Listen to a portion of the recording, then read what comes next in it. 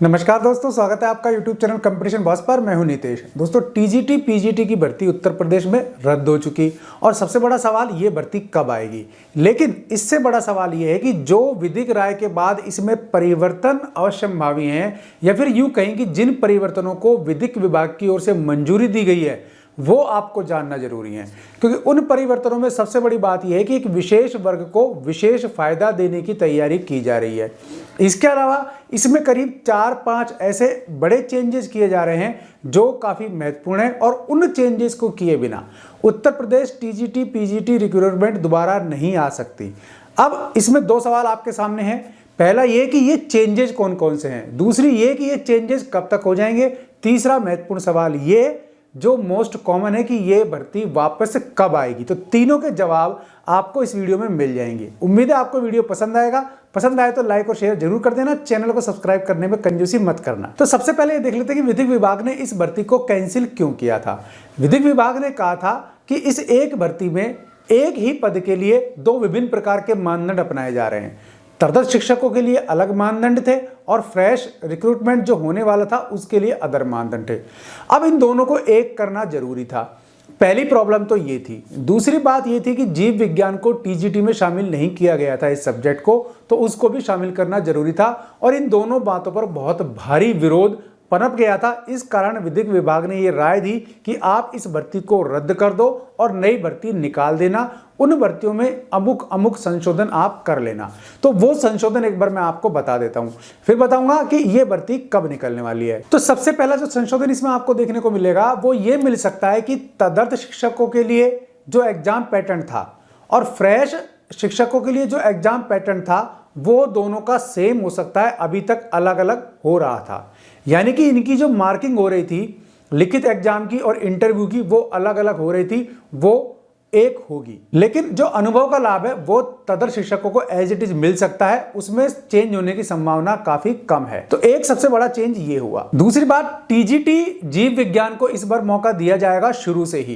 पहले टीजीटी जीव विज्ञान को मौका नहीं दिया था, फिर उन्हें बाद में मौका दिया गया। इसके लिए आवेदन की डेट बढ़ाने की बात की जा रही थी और शायद इसके लिए 10 दिन का टाइम दिया भी गया था। लेकिन अब शुरू से ही जब आवेदन इसके आएंगे तो टीजीटी जीव विज्ञान को इसमें अलाउ किया जाएगा। अगली बात आ रही है इसके सॉफ्टवेयर की। जब इसमें ये चेंजेस किए जाएंगे तो आपका जो एप्लीकेशन सॉफ्टवेयर है उसमें भी चेंजेस किए जाएंगे, तो उसमें चेंजेस करने में कम से कम भी 1 महीने का समय अभी लग सकता है। तो इसलिए थोड़ा सा अभी विलंब होने के पूरे आसार हैं। एक सबसे बड़ी इंपॉर्टेंट बात, अभी जो पद थे वो थे आपके 15,808 और इसमें प्रिंसिपल के पद शामिल नहीं थे। और इसके अलावा बाद में जब क्वेरी थी तो उसमें पदों की संख्या बढ़ने की पूरी संभावना थी। तो हो सकता है कि इस बार पदों की संख्या 17,000 के आसपास आए और इसमें प्रिंसिपल का कैडर भी शामिल किया जाए, या प्रिंसिपल या संस्था प्रधान की भर्ती भी इसमें शामिल हो सकती है। तो पदों में घटत बढ़त हालांकि विज्ञापन का ये विषय होता है कि उसमें कभी भी की जा सकती है। तो इस बार हो सकता है नए विज्ञापन में, नई इस विज्ञप्ति में आपको टीजीटी पीजीटी के पदों की संख्या और बढ़ी हुई मिले या 17,000 के आसपास देखने को मिले। 15,808 तो है ही। अब उन भाई बहनों के लिए जो कर रहे हैं संस्कृत से तैयारी टीजीटी पीजीटी की, सीटेट की, या फिर किसी भी सब्जेक्ट की या टीचर्स की, तो उनके लिए इस चैनल पर काफी सारे वीडियोस अपलोड कर दिए गए हैं। वो वीडियोस मैंने बनाए हैं और उनको आप देखें, काफी सारे आपके सॉल्यूशंस वहां मिल जाएंगे। किसी भी कोचिंग की जरूरत आपको नहीं पड़ेगी। दूसरी बात, पेडागोजी या बाल मनोविज्ञान या फिर मनोविज्ञान और साथ साथ आपके टीचिंग मेथड्स, उनके वीडियोस भी यहाँ अपलोड है, तो उन्हें भी आप देख सकते हैं। वीडियोस को आराम से देखें, पॉज करके देखें, उनमें से नोट्स खुद बनाएं, तो वो आपके लिए काफी यूजफुल साबित हो सकते हैं। तो बात कर रहे थे टीजीटी पीजीटी रिक्रूटमेंट की उत्तर प्रदेश में। तो इसमें अब बात ये आ रही है कि आखिर ये भर्ती निकलेगी कब तक। फिलहाल चल रहा है नवंबर, तो नवंबर में इस भर्ती के रिवाइज होने की संभावना बिल्कुल भी नहीं है। अब इसमें क्योंकि संशोधन मान लीजिए करते हैं तो कम से कम 15 से 20 दिन इसमें मिनिमम लगेंगे, ये मैं आपको क्लियर कर देता हूं। तो उसका मतलब ये हुआ कि कम से कम दिसंबर में जाकर के फर्स्ट वीक में अगर सरकार की मंशा हुई तो ये वैकेंसी दिसंबर फर्स्ट या सेकंड वीक में एक बार फिर से रिवाइज हो सकती है। तो ऐसे में क्या होगा कि जो इसका एग्जाम शेड्यूल है वो भी आगे खिसकेगा, तो वो वापिस आपके अप्रैल मई तक या मार्च से भी आगे जा सकता है। तो यहां आपके विज्ञापन की संभावना फिर से दिसंबर में बनती है और हो सकता है निकल आए और हो सकता है इसमें और भी डिले हो। तो जैसे जैसे अपडेट होगा मैं आपको बताता रहूंगा। अब बात कर लेते हैं 51,112 पद असिस्टेंट टीचर्स के बारे में। तो असिस्टेंट टीचर्स में मैंने आपको पहले भी बताया था कि जो इस बार उत्तर प्रदेश टेट परीक्षा फरवरी में प्रस्तावित है वो काफी महत्वपूर्ण है। उसका रीजन आपको बता देता हूं भाई। उसका रीजन ये है कि इस बार ये खास करके शिक्षा मित्रों के लिए बहुत महत्वपूर्ण है, क्योंकि वो अगर इस टेट वाले चांस को निकाल देंगे अपने हाथ से, वो इसको पास नहीं करेंगे, तो भाई उनका टीचर बनना संभव नहीं हो पाएगा। बाकी जिन्होंने सी टेट किया हुआ है, जिन्होंने उत्तर प्रदेश में टेट परीक्षा पास की हुई है और जिनके टेट के सर्टिफिकेट अभी तक वैलिड हैं, यानी कि आउट ऑफ डेट नहीं हुए हैं, तो उनको दोबारा से एग्जाम देने की जरूरत नहीं पड़ेगी। ये बता दूं आपको, तो क्योंकि इसको लेकर के काफी सारे कमेंट थे, तो ये भी आपको क्लियर हो जाना चाहिए। उत्तर प्रदेश के मामले में ये था। अब थोड़ा सा घूम जाते हैं राजस्थान की तरफ, क्योंकि वहां रीट की भर्ती 31,000 टीचर थर्ड ग्रेड के वो भी संभावित है।